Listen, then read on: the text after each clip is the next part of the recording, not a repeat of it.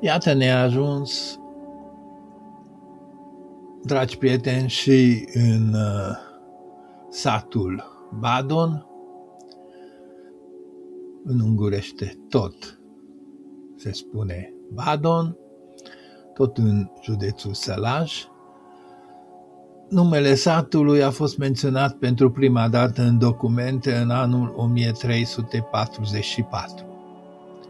Deci documente avem din 1344 și nu cum se scrie în Wikipedia.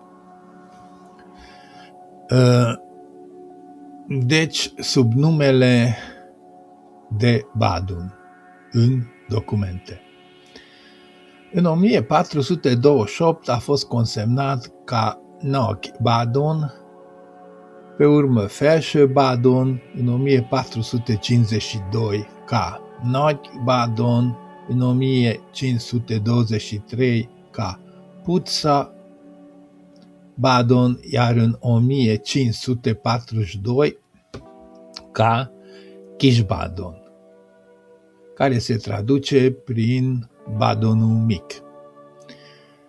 Primii proprietari cunoscuți ai Baldonului au fost membrii familiei Baldun.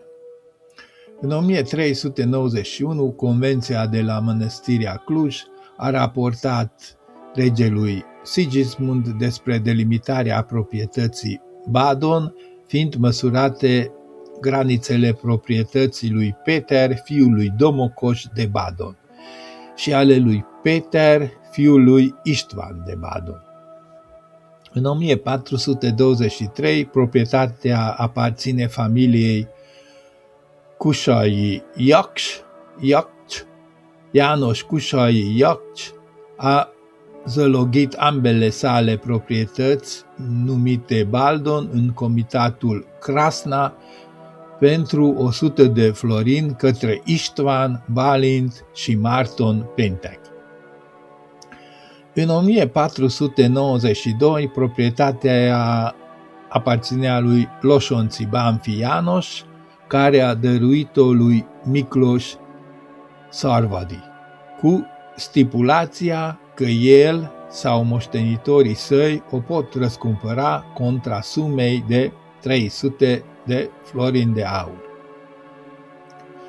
În 1523, tot satul era deja o ruină. În 1548, Ferenc Cărăși a fost înregistrat ca proprietar al pradeimului Pusta Badon. În 1584, capitulul din Oradea, la cererea voievodului Transilvaniei Sigismund Báthory, a transcris documentul de delimitare a proprietății Badon a lui Boldizsár Banfi de Loșonț.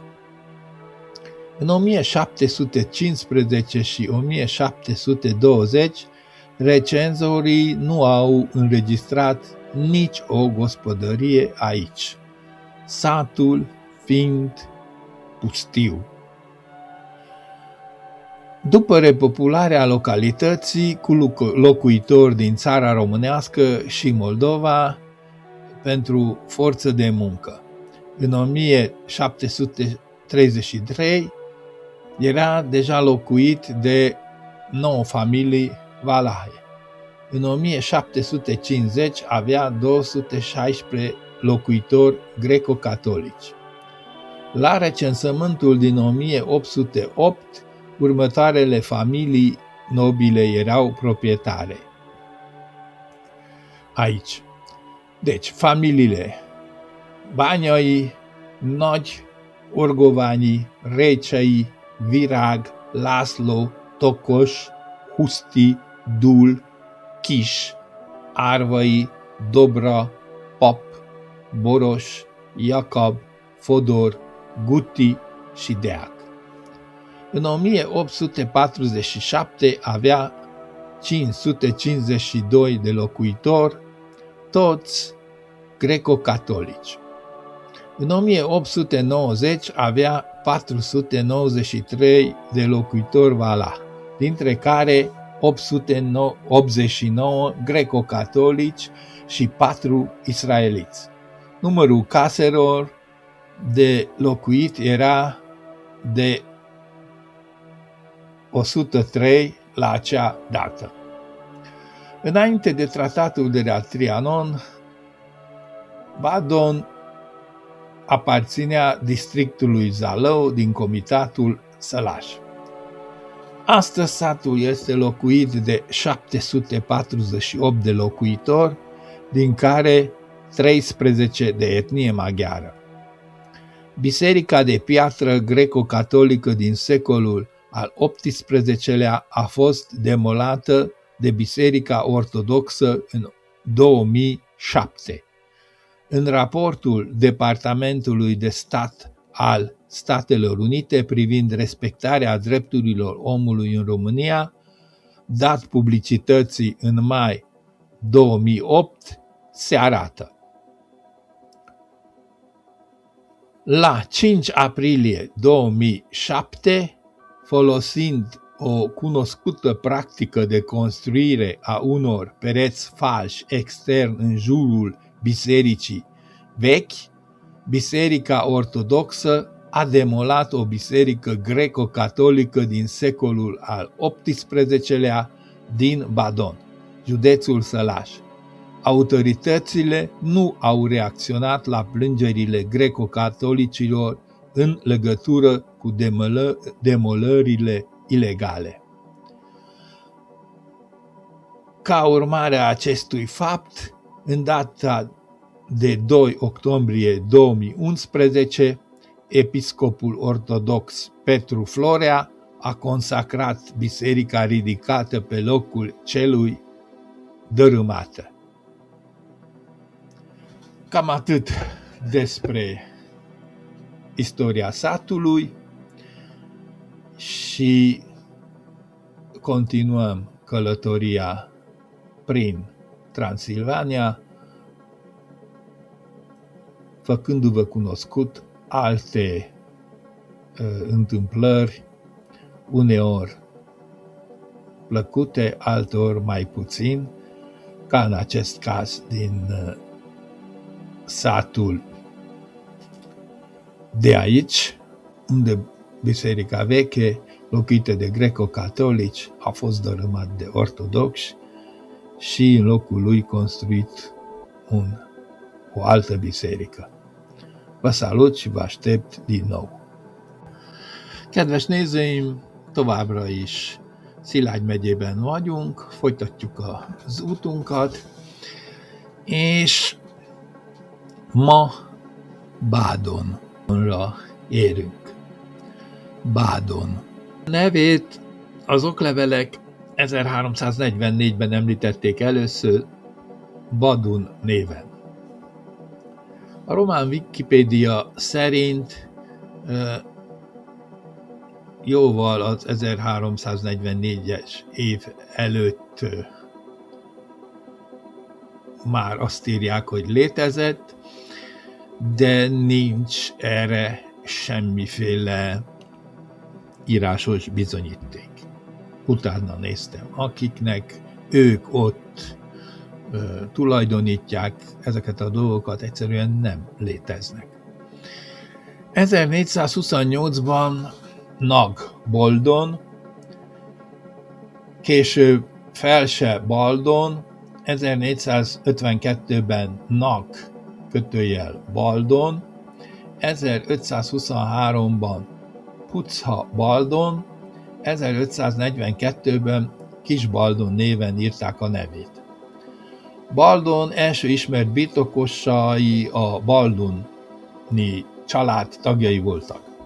1391-ben Badon birtok határjárásáról a kolozsmonostori konvent tett jelentést Zsigmond királynak.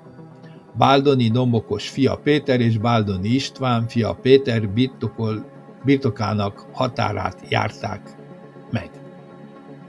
1423-ban a kusalyi Jakcs család birtoka volt. Kusalyi Jakcs János mindkét Kraszna megyei Baldon nevű birtokát elzárlogosította 100 forintért Péntek Istvánnak, Bálintnak és Mártonnak. 1492-ben Losonczy Bánffy János birtoka volt, aki azt Szarvady Miklósnak ajándékozta azzal a kikötéssel, hogy 300 arany forint lefizetés ellenében ő vagy örökösei visszaválthassák. 1523-ban már pusztán állt. 1548-ban Körösi Ferencet iktatták be Puszta Báldon praediumba. 1584-ben a váradi káptalan Báthori Zsigmond erdélyi vajda megbízatásából átírta Losonczy Bánffy Boldizsár Bádon birtokról szóló határjárási oklevelét. 1715-ben és 1720-ban az összeírók egyetlen háztartást sem jegyeztek fel innen. Ezután az erdélyi betelepítések alkalmával ez a falu is ugyanezt a betelepítést szenvedte el, úgymond. A román Havasalföldről és Moldvából betelepítettek családokat, mint új munkaerő. 1733-ban már 9 ollát család lakta. 1750-ben már 216 görög-katolikus lakossa volt. 1808-ban végzett összeíráskor a következő birtokos nemes családok voltak a falu birtokosai: Bányai, Nagy, Orgoványi, Récsei, László, Tokos, Virág, Huszti, Dul, Kis, Dobra, Árvai, Boros, Pap, Fodor, Jakab, Gutti és Deák családok. 1847-ben 552 lakosa volt, valamennyi görög-katolikus. 1890-ben 493 ollálakosa volt, amelyből 489 görög-katolikus és 4 izraelita. Ekkor a házak száma 103 volt.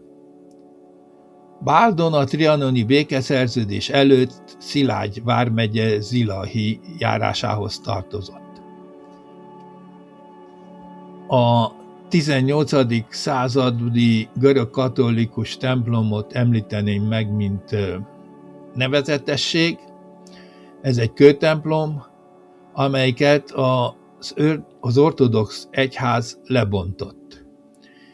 Ez úgy történt, hogy az ortodox egyház körbekerítette egy magas kerítéssel, aminek a háta mögött az egész mindenséget lebontották. Amint mondtam, az 18. századból való volt ez a régi kőtemplom. Hiába panaszkodtak még az Amerikai Egyesült Államoknál is, mint a jog megsértése. A román vezetést ezt nem vette figyelembe, és új ortodox templomot húzott a régi templom helyébe, amit október 2-án 2011-ben egy ortodox pap felszentelt. Ma a falu 748 lakossal lakott, amiből 13-an vallják magukat magyarnak. Köszönöm, kedves barátaim, a figyelmeteket, tovább folytatjuk utazásainkat Erdély szerte, és újabb történeteket, újabb falvakat, újabb helyeket ismerünk meg együtt, ha velem tartotok. Sziasztok, a viszontlátásra!